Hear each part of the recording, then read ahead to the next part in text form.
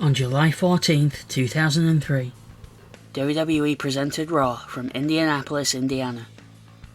On this night, one of WWE's greatest monsters turned corporate stooge crossed the line and set a man on fire. That man was Jim Ross. A few weeks earlier, on June 23rd, Kane lost a match with Triple H back when he was the bearer of the Golden Shovel, and thus was forced to take his mask off. When Kane debuted in 1997, he did everything he could to goad The Undertaker into facing him, culminating with a match at WrestleMania 14.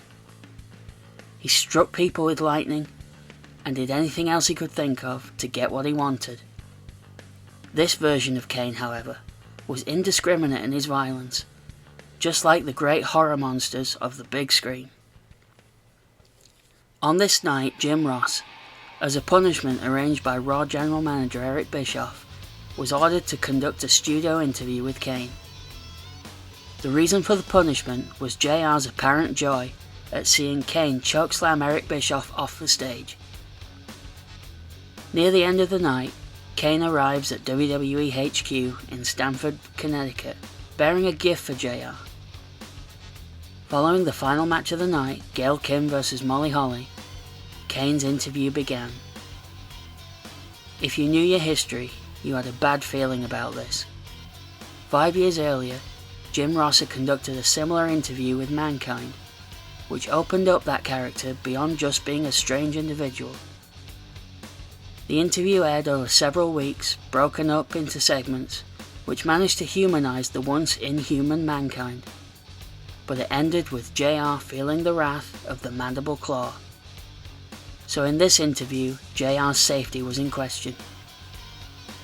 Before the final commercial break, Kane insists that JR open the present, revealing a can of gasoline. Kane claims that if Jim makes fun of him even one time, he will set him on fire. When we come back from the break, JR does his absolute best to walk on eggshells, even calling Kane one of the most extraordinary athletes he has ever seen. He then throws to a video package surely designed to aggravate Kane, showing Raw's co-general manager Steve Austin trying to motivate Kane into being the monster he used to be. If I were JR sat in that chair, I'd have been despising whoever made this video package and aired it in that moment. And his teeth. Kane explains that he was a normal child until the fire turned him into a hideous monster. But the crucial part of early Kane's character is that the real damage is in Kane's mind. And he isn't as hideous as he thinks he is on the outside. A photo of Kane that sometimes goes around pre his televised debut shows him wearing a cape to the ring. This and the mask were meant to make Kane feel like a superhero. But now they're taken away, and we're left with an aimless, vicious monster.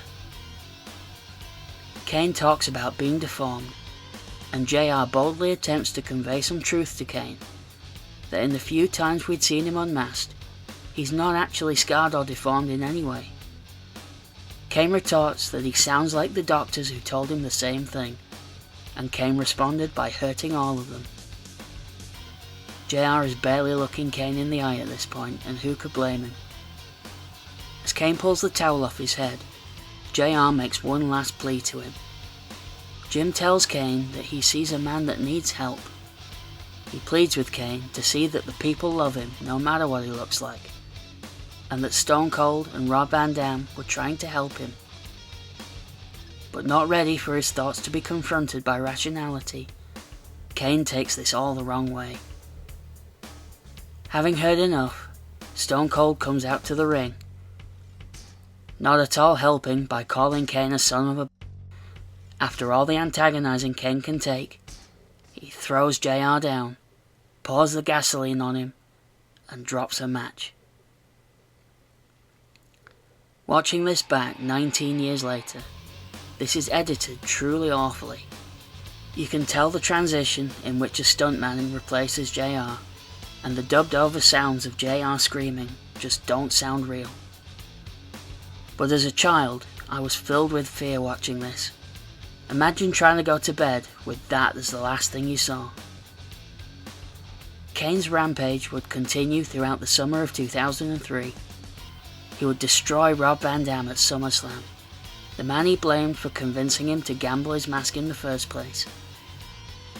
On the July 21st Raw, he would cross the line yet again, hitting a tombstone on, of all people, Linda McMahon.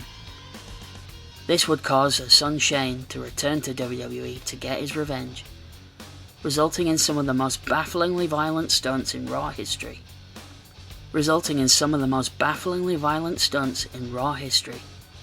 Such as Kane attacking Shane's privates with starter cables, and the Big Red Monster being knocked into a literal dumpster fire.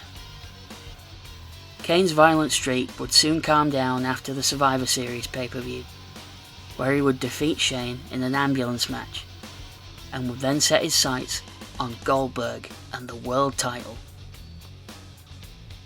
Thank you for watching yet another wrestling channel. If you enjoyed this, please comment, like or subscribe.